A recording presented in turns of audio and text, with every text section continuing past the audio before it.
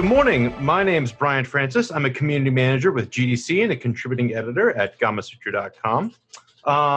If you need to refer to me in the third person, my pronouns are he, him. I am joined today by EA Sports Accessibility Lead, Karen Stevens, who spent the last few years giving a number of great GDC talks about accessibility.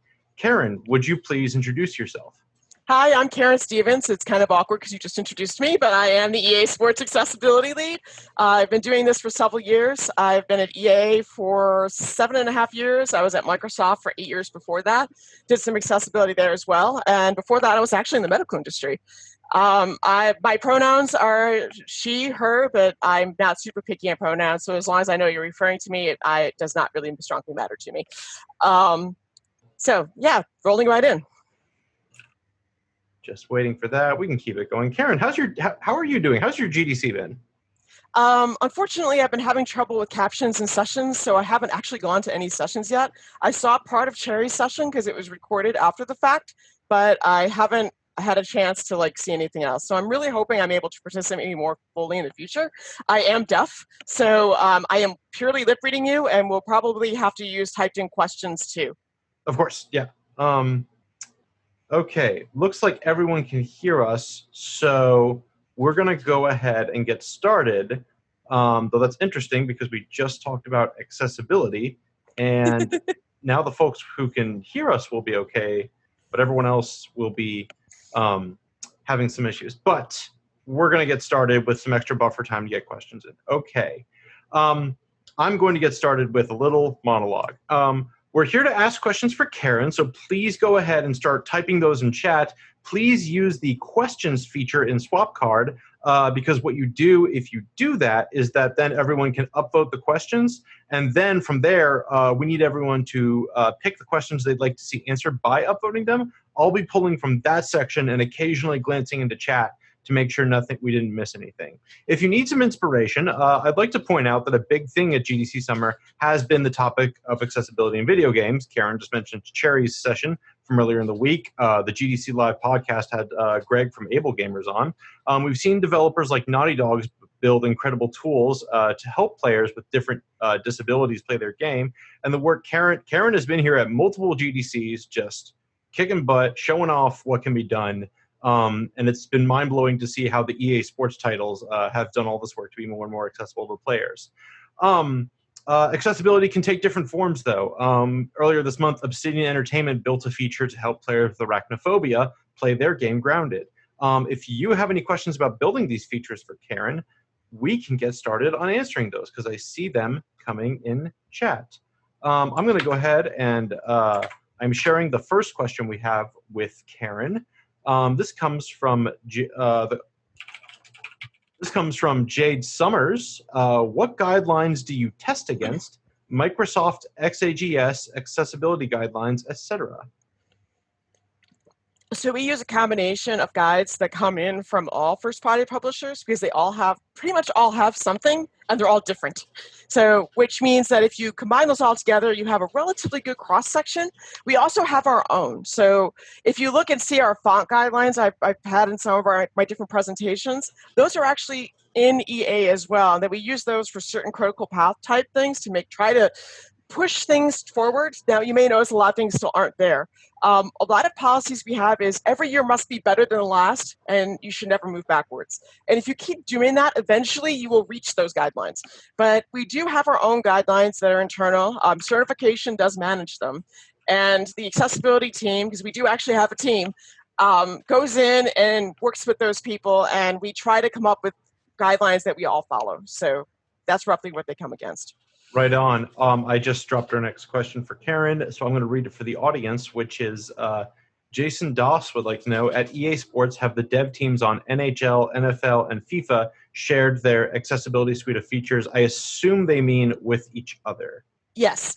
And yes, it depends on which game as to what's shared. FIFA and Madden, for example, share quite a bit. They both are using Flight for their menu narration, for example. All games at EA Sports are all using the same libraries for text-to-speech, speech-to-text, which under the hood is using IBM Watson. And my talk I gave a couple days ago at GDC covers all of that. So if you want more information and links as to how you can use those features, then that's a good example. In terms of code bases, the code bases of the game, like FIFA and Madden, have some commonality. Some games have more commonality than others, so how much we use depends. The colorblind module for Madden is being used in a wide variety of games, even outside of sports. So same thing with the text-to-speech, speech-to-text. It goes outside of sports. It's not just sports. So a lot of things may incubate in one team, and they get spread across the entire company. Typing our next question in chat, so I'll read it for the audience. Next question for Christopher Gomez. How do you play test accessibility features? Really, we play test them like we do anything else. Honestly, we really need to do more in general. We do ask types of questions with that usability in mind, because really usability and accessibility are related. If usability is simply, accessibility is usability that's considering a wider audience, more or less. So we do cover things like that. We do have, like my team, for example, it acts as a filter because due to various legal, like HIPAA type laws, it's not possible for us to currently ask our employees to give feedback along those lines, but it is legal to ask my team. And I'm deaf. I have a coworker that's totally blind, multiple severe mobility issues. And so between my actual team, we just so happen to be a good crosscut. And since our job is accessibility, it's okay to ask us. So my team acts as a filter and guide for all that. But really, we need to do more in this area.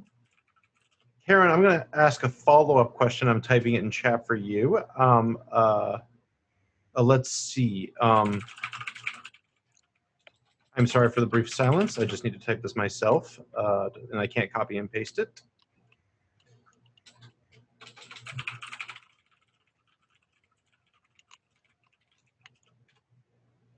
Okay, so the question I just asked Karen for the audience is, how should developers prep for the legal requirements around building accessibility features, given that Karen just brought up the good point of employers often can't legally ask certain people about that in certain ways? Talk to a lawyer. Seriously. I am not a lawyer. I cannot give legal advice. I can speak at the answer, relative things that have happened that I've noticed that there are legal issues to a degree, but I literally cannot give legal advice, and I have to ask you to speak to your local legal counsel. And I recommend doing that immediately, honestly, because it has to vary on region and depends on where you are shipping things. What you can or can't ask also varies by region. So what I said is very specific to certain regions. So please ask your local legal counsel for the regions in which you're working in, because it does wildly vary. That is a great point, and I think just as valid an answer. We are still waiting for more questions. I would like to advise folks in chat that if you are still getting the spinning, multicolored, inconsistently colored wheel, please go ahead and refresh the page. That will bring the video back online. From there, I am going to pull from questions that I prepared for Karen. However, I was overconfident and did not move them to my other machine this morning, so I'm going to type them in right here.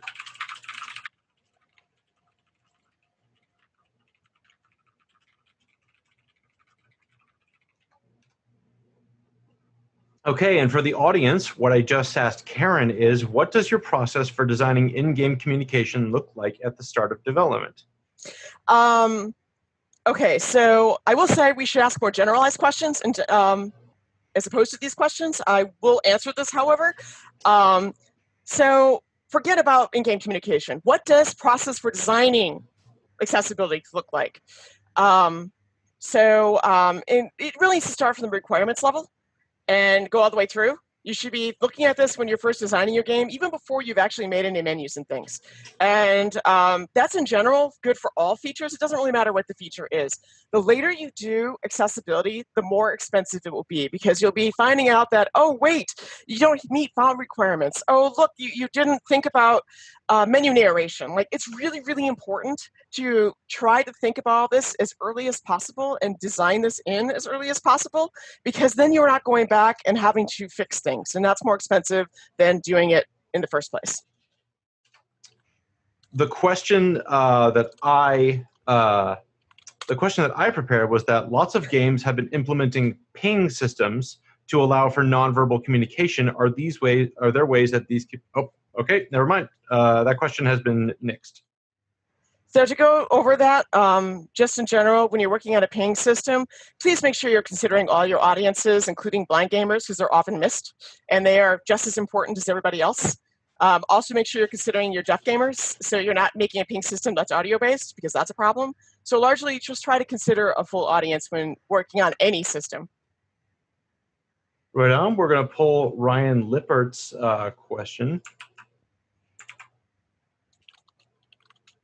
Ryan Lippert would like to know, I'm a law student in California. They anticipate graduating in December, and they're interested in this topic. What, if anything, would you recommend they do between now and then to get some experience in this field and reading recommendations? And for what it's worth, they have ADHD, and they would like to know how the industry is when it comes to employees with ADHD. Sorry for repost, my first attempt accident. Oh, okay, yeah, that's not part of the question. All right, I'm reading the question right now. Actually, I have ADD. I've been diagnosed with ADD, so I feel for you. It can be, it really, you need to, what helps me is figuring out what my own accommodations are, and for me, I try to streamline things as much as I can. I have my own database that I use for tasking that's called currently Jira or Jazz, and I actually have an internal email address that when I email, it creates tasks for me, which is really helpful because people outside of my team can give me these tasks and we can go from there. So I can use that to just populate the database, but I also use that for my own needs. So every time somebody asks me something, even when I'm in a meeting, I can fire off a one-line email to this thing, even as soon as somebody asks, and it immediately gets sent off. Another thing I use is there's literally a whiteboard right behind me, and the other side's completely covered with scribbles. And if somebody asks me something, I literally always have a pile of whiteboard markers on my desk, and I literally just write it immediately behind so I don't lose track. So that's just my own ways of handling this, since, like I said, I do have ADD. Yeah, it takes figuring out what works for you because every single person is different. And even if we're all diagnosed as similar-ish type things, since I'm aware ADD and ADHD are slightly different, it's figuring out what works for us. And I will say that sometimes things can be more challenging in a closed environment, but honestly, I like working from home and the fact that this whole current work from home, everybody doing thing, because it's quiet. And that really, really helps me. So plus I'm deaf, so actually when I'm sitting in my desk at work, I'm not wearing my hearing aids, so I can just turn it off. Now the opposite would be wearing noise-canceling headset if you're not deaf. For me, I just basically put my hearing aids in instead of taking a headset off. But that sort of just trying to stay closed helps. When I am in an office environment, I have used really, really tall boards. For example, like foam boards, and even though I'm at a cube and I actually had made extra walls around me, so I can't see anything, and that's helped me too. So it's a matter of figuring out ways to help yourself focus, because I've had these challenges myself. Our next question is coming up. Did that go through? Yes, it did. Next question from Christopher Gomez. How would you teach accessibility to game designers? Workshops can help. I have a Confluence site that has information internally for this type of thing. So I can, if someone asks me a question, I can lead them to a link to the answer that if I'm assuming it's something I've already answered. If it's not, then I make a new webpage that covers it. And I do have like an 8-hour masterclass I've done before that I've drawn information from. And it's important to work with all game teams individually. So like for EA, a good chunk of our teams have accessibility liaison type people. So we have people who have been appointed or have volunteered to be the accessibility contact. So I can give information to them to be passed along, and that helps too. I will also say that UXR is really important. So if you have a UXR group, having UXR people work with your designers can help too, and then have them be the ones to evangelize different accessibility practices. So, and also just sending them to things like GDC and having them cover that sort of things really helps. Our next question comes from Daniel Rupert. They work for the Wounded Warrior Project. Daniel, thank you for joining us. And thank you for your service. Some of our veterans have TBIs, lost limbs, etc. What is a good resource for adaptable controllers?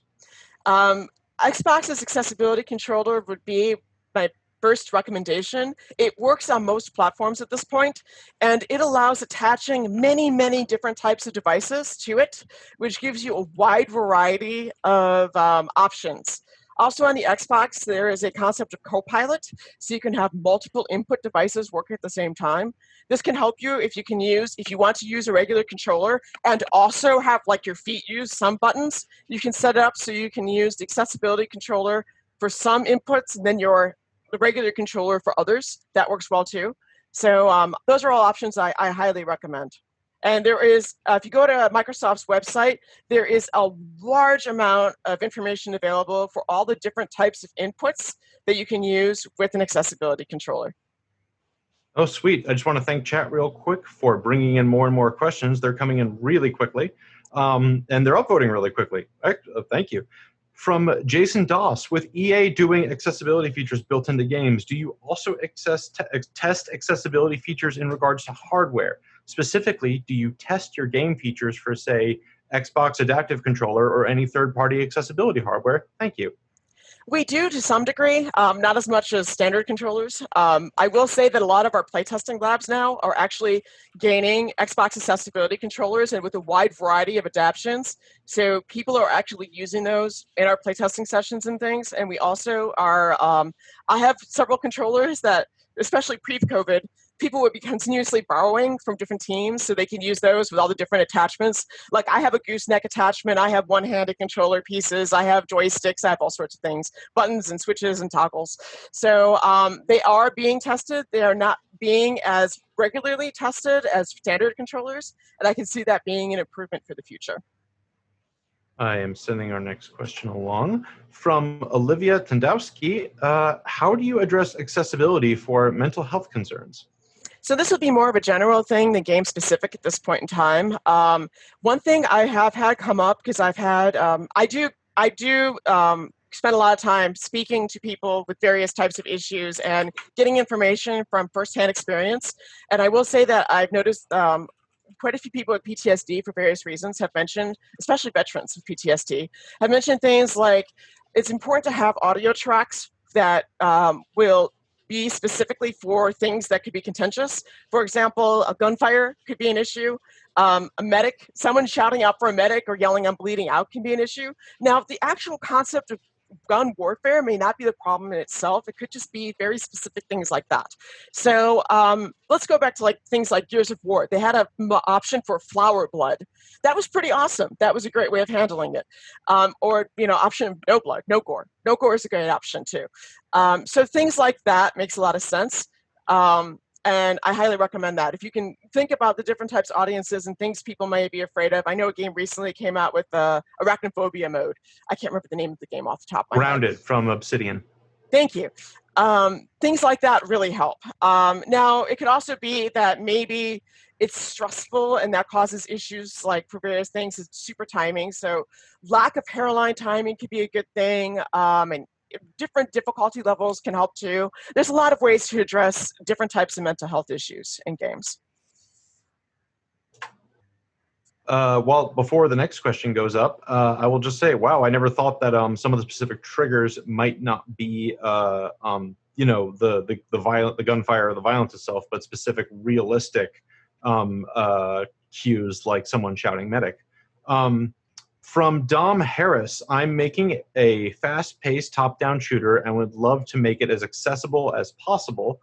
I've got sliders to control game speed for people with slower reaction speeds. I've got made sure is all color blindness friendly and works with a screen reader, that sort of thing. Is there anything else for this type of game, a top-down shooter, that you can suggest?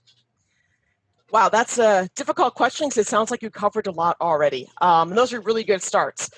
Make sure that when you're doing colorblind friendliness that you're picking something that will work with most people because human eyes vary a lot. So if you're using filters, for example, it may not cover everybody. That's true of almost anything you pick. So having brightness and contrast can help too. Contrast in particular. High contrast is great for people with low vision. Low contrast is great for people with photosensitivity. So both matter. That's one thing to keep in mind. I do like the fact you have game speed in particular. Alternate controls and reduced button modes can be helpful too. Real quick, I'm just going to go ahead and catch up with chat for a second while we prep our next question. Thank you all again for participating. I will grab this question. One second. Aerith Arzola would like to ask, what has been your worst experience while testing a game?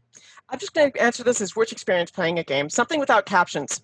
And if it's something without captions or any indication of what things are going, what's going on, or what my goal is without only audio, I am deaf and lip reading, and I can't lip read a video game. So if a game has like audio only and it's telling me what to do and it's very specific as to what I need to do, I am probably not going to be able to play the game. And there are several games I can think of that I'm not going to name, so I don't want to call anybody out, that have been problems for me. Our next question comes from Jade Summers. Jade would like to ask, what is the hardest thing to try and implement at the last minute when making a game?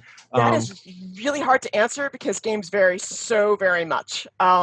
It could be that menu narration could be an issue for you because maybe you don't have enough disk space, depending on how you choose to do it, or it's you're against the wall with performance, and that could be a problem. It could be font size is too small, and there's literally not enough room on the screen to fit everything at a font size that's legible. It really varies. It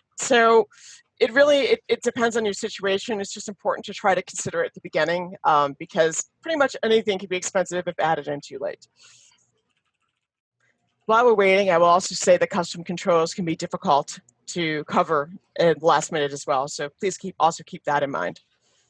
Roger that. That's a good point. Yeah, I'll read the question I just sent to Karen. What is a topic you didn't have time to cover in your talk that you would like developers to hear? So for my talk, one thing I would like to overemphasize is that when you're doing when you're considering what API to use to make a synthetic voice, keep in mind that most platforms have them already. So like Apple has VoiceOver, Windows has narrator. It is possible to use that in your games. Like I was the tech lead for all the games that came with Windows 7 back from Microsoft, and all those games had the ability to be menu narrated, even though they were all DirectX based. And it is possible to do that. And it's not as hard as you think. So keep that in mind that you can actually make conceptual overlays. Keep in mind that when you're working with blind accessibility, that the way people navigate things can be different than when you don't have the feature turned on. You'll notice that Windows Narrator itself makes Windows behave differently because it's assuming keyboard-based navigation, not mouse-based navigation. And I really, really strongly recommend turning on narration on your own local platforms that you're implementing on, especially if it's Windows or a phone or a tablet, to see how it's navigated and how it works, because I'll give you a lot more information right there as to how to use your game or how to implement that in your game. Our next question comes by way of both Pat Diemendal and with some clarification from Nicholas George. Thank you both for asking this. I just want to make sure I asked it in the as best as I could. How do you get people, whether it's developers or gamers, to buy in on accessibility mattering? I will point out that there's such a thing as a vocal minority. So keep that in mind when you're working on feedback, because the vocal minority tends to drown out the majority sometimes. So it may not be as negative as you may think. Generally speaking, especially each following generation has been more inclusive than the last. And Gen Z in particular just wants to know, why can't I play with my friends? So keep that in mind, that it does often come from the right place, and it's not as contentious as you may think. Now, when it comes to development, but I will point out the fact that this is using US Census numbers. 1 in 5 people are disabled. When it comes to 18 plus, it's 1 in 4. By the time you get to mid-70s, it's 1 in 2. And statistically speaking, most people will be permanently disabled before they die. So it affects a very, very large number of people, and gamers are aging. Yes, we have new gamers coming in all the time, but people, generally speaking, don't stop gaming. So that's just things to keep in mind when doing this, and that it is a large audience. And those numbers don't even count the 1 in 12 men who are colorblind. So when you're talking about these features, using the statistics can really help. Explaining how it helps people can do. And I know that like over 500,000 Madden users are colorblind. So when you come with those numbers, and it's like, yeah, it's, 500,000 people can't play your game adequately and may not know that some of the UI is there, it becomes a lot easier to try to push things through. So I used a game jam to get started, and that's how I put in these features into Madden. And then I showed I got a lot of positive feedback and press and things, and the things I did do. And I used that positive feedback to say, look, people actually like this. It matters. People care. And that helped me be able to do more. So that all keeps in mind. You use feedback from other games. As if you go out there and do search on accessibility into like news articles, you'll find a ton. Use that information to try to help make pitches to put features into your game. That really does work. A follow-up from Pat Demondahl: what negotiation techniques can help convince stakeholders that accessibility is needed? So yeah, like I said again, showing that other game companies are doing things can help. So that's why the news articles and feedback and all that really do matter. Statistics also helps with that. Pitches, especially like executive level pitches, can be really helpful. You might have to work up your chain for that. So at that point, start with your producer level and then executive producer and work your way up depending on how big your company is. But yeah, it's challenging. Be aware that small steps matter. So like when I originally put the features into Madden, I did almost everything within a month alone. So it doesn't have to take a lot. It doesn't have to take a lot of people to start. And if you can show benefit with the little bit you started with, that'll give you more traction to do more. So baby steps do matter. And same thing with like how we're handling increasing font size in games and things. If you can get 1 pixel larger than the previous year, that's still an improvement. And if you do that every year, you will get there. So it's important to try to do little steps and work incrementally. Big steps would be awesome, but little steps matter too. We are going to do a last call here. We have a couple extra minutes to account after our tech issues from the top of the hour. So if you'd like to get your question in, get it in right now and we'll grab it. While we're here, I will ask folks to please fill out the session evaluation, which in this case will come by way of a rating that either pops up in your notifications or will be visible in the session after it's done. Feel free to fill out your session evaluation, your feedback for the end of GDC that will come in your email. That feedback will help us make the show better next year, whether it's virtual or in person. Our next question from Jason Doss. Could you please explain how much planning goes into directional control patterns? They've played UFC in the past, and there are so many movement patterns on the analog sticks. Some movements can put stress on the thumb without needing to press a button. I will say this varies incredibly from game to game. And the most important thing you can do is if you do run into issues is to make sure you give us feedback. I have a Twitter account of EA_accessible. I recommend tweeting this sort of thing. There is also a forum of ea.com/able, ABLE. And this is super important to give feedback on so we know that these are issues that need to be worked on because all games are wildly different and we are going to miss things. So yes, feedback matters. Make sure you say things. Make sure if you say you like something too. I know somebody who's using eye gaze technology to play The Sims with their eyes, and it's really important to tell us that that's currently being used and appreciated to make sure we don't accidentally break it. Because we may not realize that something is super important to somebody and accidentally turn it off and then cause problems and not mean to. So it's important to say what you like and what you don't like so we can work towards a more accessible future.